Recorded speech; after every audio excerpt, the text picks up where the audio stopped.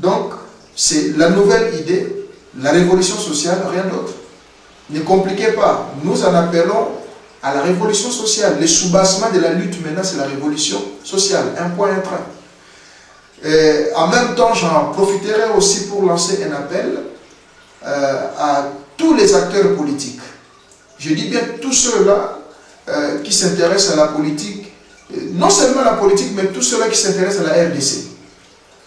Maintenant que les choses commencent, il nous faut faire un état des lieux. C'est vrai, il y a eu des erreurs. C'est vrai, il y a eu je dirais des sentiments qui ont primé. C'est vrai, il y a eu des passions qui ont parlé. Mais je crois maintenant nous sommes dans l'heure de la raison. Et pour parler raison, il est tout à fait important que nous puissions faire les points par rapport à ce qui s'est passé. Et en même temps, essayer de tracer une nouvelle ligne qui pourra nous aider à atteindre nos objectifs dans les jours, les semaines, les mois, les années qui sont devant nous. Donc, vraiment, je lance un appel à tous ceux-là qui s'intéressent à la RDC, à tous ceux-là qui se sentent et qui croient qu'ils peuvent apporter quelque chose. Et d'entrée de jeu, je vous dis que personne ne puisse se sous-estimer. Même toi qui te sens au dernier rang, sache qu'au dernier rang, nous avons besoin de toi parce qu'on peut nous attaquer par derrière. Donc, que personne ne reste assise, hommes, femmes, enfants, jeunes et vieux, intello ou non intello, tous, nous avons nos rencontres dans des réseaux sociaux, vous connaissez. Appelez-moi, je répondrai.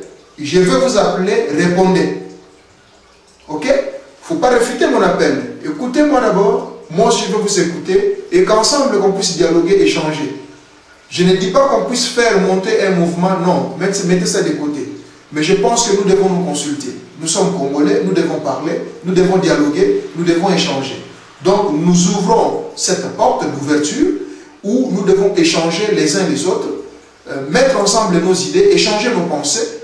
Je suis sûr que nous arriverons à ce que j'ai toujours dit moi, à ce que j'ai toujours plaidé, la synergie d'idées et qui fera notre force.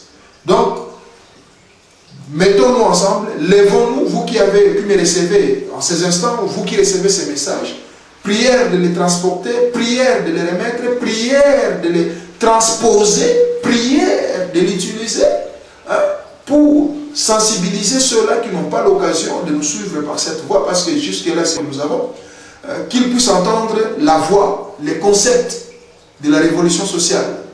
Nous appelons à la révolution sociale en RDC. Et pour ce faire, nous avons besoin de dialoguer, nous avons besoin de se faire. Je réponds ce que je dis, qu'il nous faut constituer une nouvelle classe politique. Honnêtement, comme responsable, j'ai de la peine. C'est vrai que je ne suis pas dans les camps de ceux-là, mais quand je regarde les comportements affichés par ceux-là, des fois, dans le bon sens, c'est-à-dire que dans les comportements, ce n'est pas qu'ils sont vrais ou ils sont bons, ça c'est leur problème, ce n'est pas à moi de dire qu'ils sont mauvais ou pas, mais ce qui appelle au bon sens du fonctionnement. Quand nous regardons au Parou et que M. Antoine Gizenga, ayant pris conscience de son poids et d'âge et d'expérience, a légué la machine à ses poussins ou à ses descendants, pour parler ainsi, je dis bien poussins dans un sens péjoratif, on a quand même du respect, à ses descendants, à ses acolytes, et que quand nous regardons de l'autre côté aussi du pouvoir, M. Bochab léguer le pouvoir ou soutenir la nouvelle élite montante conduite par Obé Minakou, eh bien je me pose la question, pourquoi est-ce que l'opposition ne pourrait pas s'inspirer de la sorte? Tout n'est pas à rejeter. Tout n'est pas à rejeter. Les bonnes choses, il faut les recopier, il faut les reconnaître. Et comme certains pensent et le disent que le pouvoir ne se donne pas sa lâche, j'en appelle à la constitution de la nouvelle classe politique. Je ne dis pas exclusion de la vieille classe politique, mais j'en appelle à la constitution d'une nouvelle classe politique et que toute la nouvelle génération montante, l'élite actuelle, échangeons-nous. Nous avons quand même une manière de voir les choses.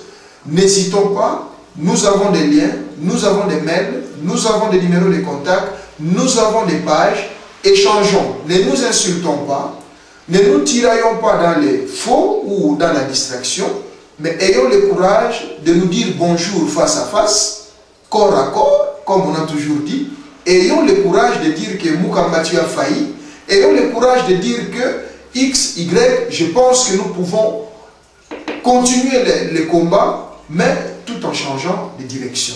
Donc voilà, si vous voulez, ce que sera la vision pour ces combats que nous relançons maintenant, avec comme soubassement la révolution sociale. Le temps viendra, on va faire cette mise au point d'une manière officielle, avec, comme je l'ai dit, les amis des médias et tous les amis qui pourront nous aider, avec l'usage des nouvelles technologies pour que le message soit le plus étendu, le plus suivi, le plus diffusé et que tout le monde puisse entendre la voix de ceux-là qui constituent la troisième force.